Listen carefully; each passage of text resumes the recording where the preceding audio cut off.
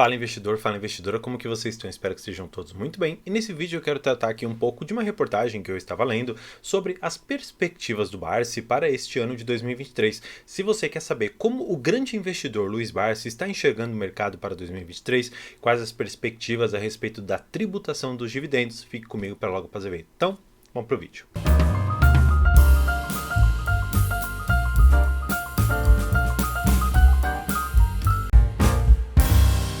Bem, trazendo vocês aqui direto para a tela, eu quero ir na entrevista que o Estadão ele fez com o Luiz Barsi. Claro, existem diversas coisas que nós já sabemos que vão acontecer, que não vão acontecer, mas eu quero tratar um pouco das expectativas dele. Hoje ele traz aqui um pouco a respeito da sua visão negativa a respeito do atual presidente Luiz Inácio Lula da Silva, porque ele diz que não haverá nenhuma alteração no prognóstico que ele tinha.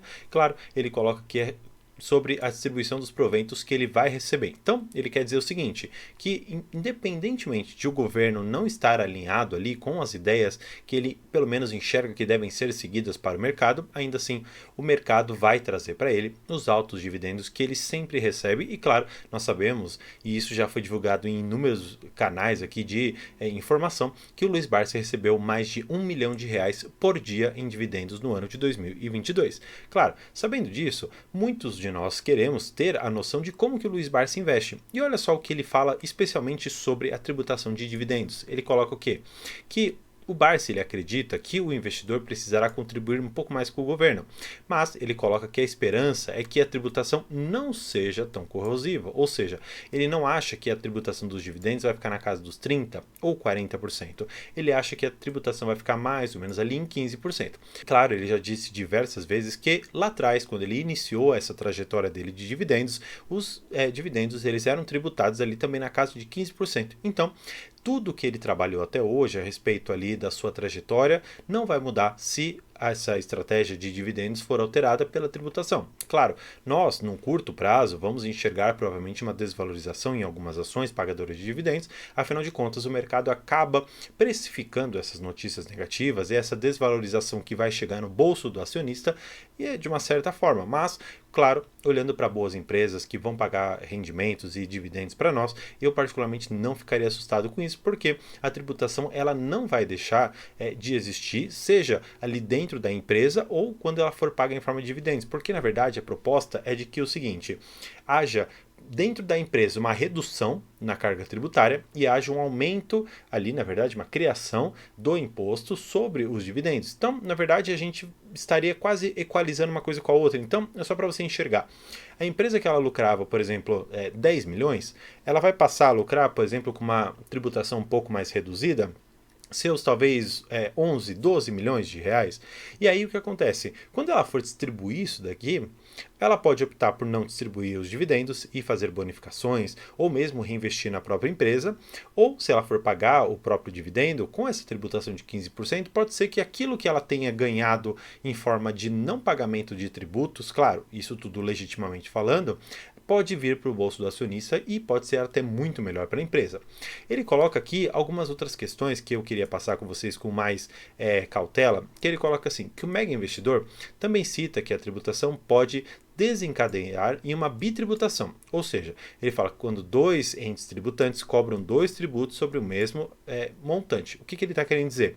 É como se eu estivesse dizendo que, olha, eu vou tributar a sua renda, eu vou tributar o seu lucro, só que a renda e o lucro não seriam a mesma coisa, e aí é que ele coloca sobre uma bitributação, e basicamente ele critica um pouco isso, e ele coloca assim, o dividendo já é tributado no imposto de renda sobre a pessoa jurídica, ou seja, não é da pessoa física que somos nós que recebemos, antes de virar remuneração aos acionistas, já que esse valor é uma parcela do lucro da empresa. Então, nós estamos falando aqui numa bitributação e é aquilo que eu estava falando para vocês antes. Quando nós tivermos a desoneração dessa outra parte de imposto que vai estar, vamos dizer assim, encarecendo a empresa, esse imposto que vai acabar vindo para a pessoa física pode ficar um pouco ali compensado pelo fato da empresa ela não ter que pagar esse valor. Então, no final das contas, pode ser que dê na mesma.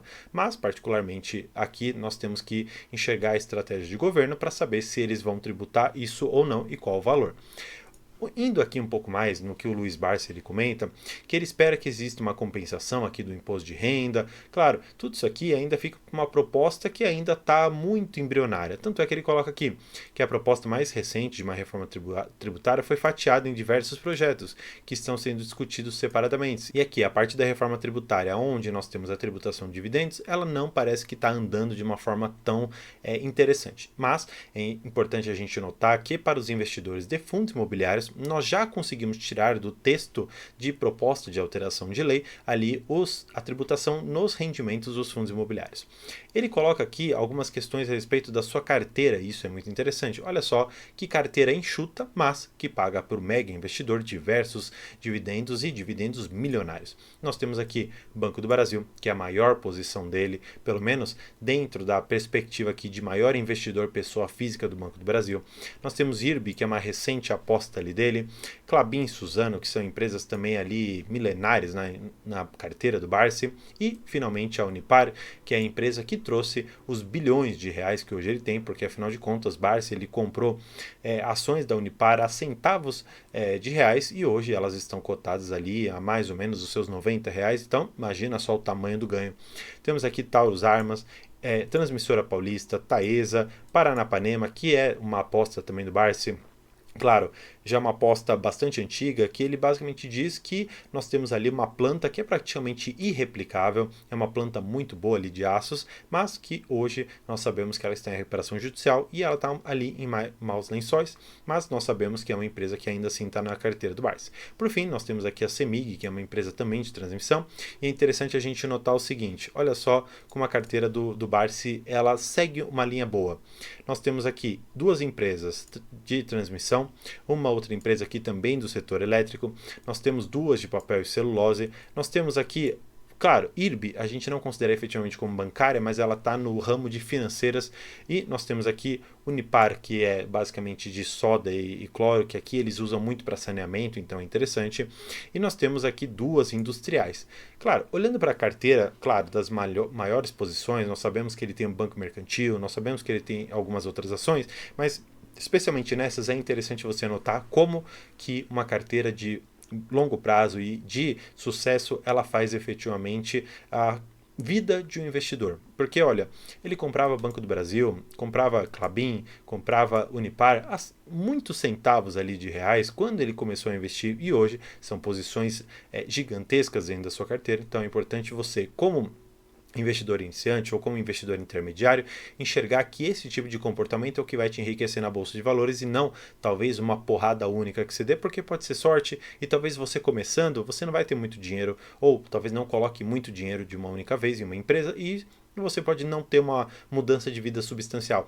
Talvez um investimento constante, aquele investimento e aportes regulares vão efetivamente trazer uma liberdade financeira para você. Seguindo mais um pouco, ele coloca aqui a questão da Paranapanema, que foi uma empresa aqui que ele colocou na carteira com certa alavancagem, e outras questões também que ele traz interessantes. Por fim, o Barsi ele não podia deixar aqui de trazer um pouco de uma agulhada nos traders, porque ele particularmente coloca o recado que hoje as pessoas elas devem investir para o longo prazo, enxergando uma visão de pequeno sócio de algumas empresas para que você faça parte do recebimento e da partilha dos lucros que as empresas têm. Essa é a visão dele. E ele coloca o quê? Que as pessoas elas devem operar na bolsa, aqui visando médio e longo prazo e não como traders. E tudo isso está baseado em um estudo que ele traz aqui para gente, que de todos os traders que analisaram, apenas 5% deles obtiveram lucro numa média mensal acima de 10 mil, considerando aqui uma publicação do economicamente significativo. Aí, o que você enxerga? O que você prefere? Receber 10 mil reais de uma forma consistente, mas com um risco extremo de você não conseguir isso, ou ir aos poucos recebendo talvez uma renda de 1.000, depois 1.200, 1.500, 2.000, 3.000, talvez chegar a um valor de quase 50 mil reais por mês? Quem sabe? Isso pode sim efetivamente acontecer com você, se essa filosofia do Barsi de investimentos de médio e longo prazo forem sim a sua ideia principal. E trazendo vocês aqui para mim, eu quero finalizar com alguns ensinamentos que o Barsi traz, mas especificamente um é o mais importante. Não invista na bolsa de valores com a perspectiva de um ganho imediato, porque o ganho imediato imediato, ele tá mais para aquelas pessoas que querem operar e ter um lucro pequeno. Na verdade, o que o Barsi ele prega em toda a sua questão do AGF está pautada na questão de investir em boas empresas que pagam dividendos e que tenham um fluxo de caixa e de lucro robustos ao longo de diversos anos, para que haja uma comprovação de que o negócio e a gestão estão sim muito alinhadas. Então não adianta você ter um ótimo negócio com uma pessoa ruim na gestão e não adianta você ter uma pessoa boa na gestão e um negócio ruim. Na verdade, exige-se ali que haja uma conjunção dessas duas coisas para que o investidor ele possa ficar tranquilo no momento de investir e saber que na hora da partilha de lucros você vai ser beneficiado com isso. Então, espero que você tenha gostado dessa entrevista, tenha colocado um pouco, internalizado um pouco dessa ideia do que o Barsi ele prega para 2023 e prega para que você e eu também alcancemos a liberdade financeira. Então, espero que você tenha gostado do vídeo, não se esqueça de se inscrever e por hoje é isso. Muito obrigado e tchau!